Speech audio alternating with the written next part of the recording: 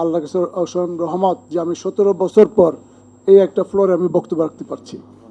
আসলে গণপরিবহন অনেক বিশৃঙ্খলা আছে, আমরা এটা স্বীকার করি। যেরকম যে সড়কের যে নিরাপত্তা, সেটা যে শুধু একমাত্র গণপরিবহনই ভোগ করে তা না। এখানে কিন্তু অনেকেই আমার পূর্ব বক্তারা বলে গেছেন, হাইওয়েতে যেরকম প্রত্যেক এলাকা ভিত্তিক আপনার হাট বাজারের ইজারা দেওয়া হয় এবং সেটা হাইওয়ের উপর।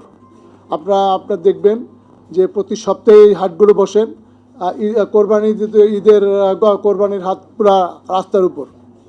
এবং আরেকটা সবচেয়ে মরণবিধি যেটা আমরা দীর্ঘ প্রায় আমি 15-20 বছর যাবতীয় দেখতেছি, নসিমন করিমন সাথে এখন যোগ হয়েছে অটোরিকশা।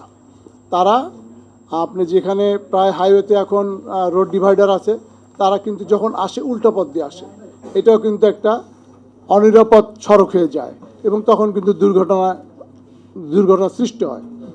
আপনারা আমাদের বাসের কথা বলছেন, আমিও নির্দ্বিধায় স্বীকার করি যে হ্যাঁ, আমাদের অব্যবস্থাপনা আছে।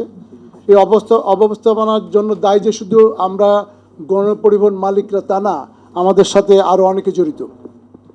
তা আমি নাম বলবো না, অনেকে জড়িত আছে। আমরা চাই সুষ্ঠু ব্যবস্থাপনা গণপরিবহনে ফিরে আসুক। নিশা কর্তৃক যে 9 দফা যে দেওয়া হয়েছে সেখানে আমরা একমত। এবং ওয়ার্স যে কথা বলে গেছে যে 18 আইন যেটা অবৈধ সরকার কর্তৃক পাশ করা হয়েছে, এটা আমরাও কিন্তু এটাকে চাই, সংশোধন চাই। কারণ আমরা ওখানে অনেক অনিয়ম আছে যে আমার ড্রাইভার বা আমার একটা গাড়ি জরিমানা কী হতে পারে, এটা একটা ইচ্ছা মতন তারা সৃষ্টি করেছে।